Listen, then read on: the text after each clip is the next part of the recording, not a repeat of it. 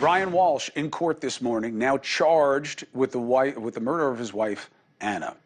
Now, there's a psychological question here. We'll get to the evidentiary one. But how do you go from being a husband with a rap sheet that had nothing like this in it, there was nothing even really violent, to someone who would do the things that are alleged in this case? Not just kill, but with a hatchet. And then, not just dispose of the body, but chop it up and incinerate it. And then smile and smirk on a perp walk. I mean, he sounds like a psychopath, but, you know, other than him being a little bit of a con man, where'd this come from? I want to bring in somebody who gets to it, who understands it, has consulted and studied some of the biggest murder cases, forensic psychiatrist, Dr. Michael Welner. Good to see you, Doc. Thank you for coming again so soon. Good evening. You have helped me with this before. But yeah, okay, so he stole people's money, okay, and he had a bad relationship with his dad. And to go from that to what is alleged in this case, which is straight up Hannibal Lecter stuff, how does one person get to that point? I think we need to separate the dismemberment of after the murder from what took place immediately before it, because there's emerging evidence of searches that he made, and none of the searches before the crime related to murder, and they related only to divorce, but divorce and the terms that would be most favorable to him, and something that emerged on December 27th. And it was really only in the aftermath of the murder that there are a series of searches that relate to how he can eliminate traces of the crime. And your question is a significant one, because domestic homicides happen and people try to conceal the crime, but dismemberment is the kind of thing that we're used to associating with organized crime. Yeah. And that's exactly what enables people in organized crime to have family lives and yet to be so inhuman in how they relate to corpses. It's their level of detachment and a lack of attachment. And his family relationships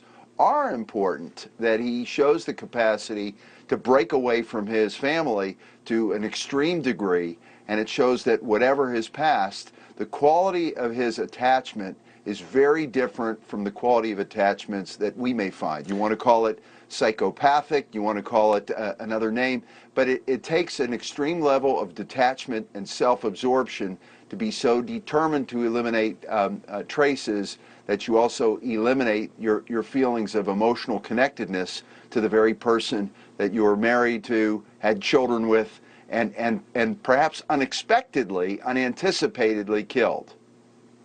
That is a really interesting bifurcation there. What you were before and then what you decided to be after. But I have to tell you, I mean, you know, you and I aren't trying this case. You're the psychiatrist. I'm just hair and teeth. But I have never seen a search log more damning than the one that the police say they pulled off this guy. And Doc is right. On the 27th, which is before they believe the wife was missing, what's the best state to divorce for a man? Okay, that's, you know, people have trouble in their marriages.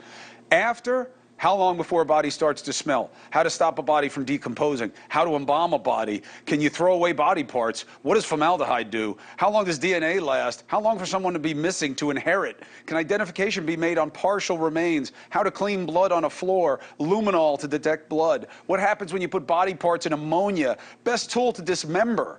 Can you be charged with murder without a body? I mean, I've never seen a more damning menu of search terms than what they have here. Of course, they don't have the body, but still, even with your explanation, Doc, tell us this before I let you go. This is so impersonal. I mean, this is his wife, the mother of his children, that he's talking about. You know, this isn't, you know, and this is like, how do I get away with this 101 if I don't give a damn about who the person was? Is it that easy? Well, I want to give you 3 points quickly, but it's very important to keep in mind for this case and another. When the unthinkable violence happens, and we wonder what's underneath it from a personality perspective, the borderline personality type is violent in the context of detachment. The narcissistic personality type is violent in the context of control and ownership of someone as property.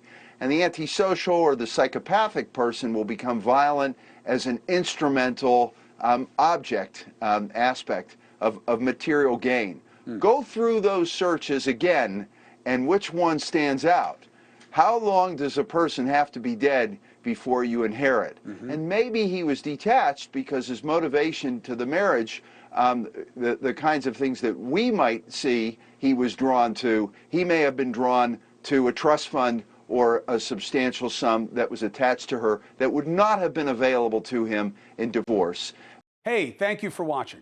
Please go to newsnationnow.com, newsnationnow.com, and you can find NewsNation on your television provider. And don't forget to click the red subscribe button down below. Then you will get more of NewsNation's fact-driven coverage.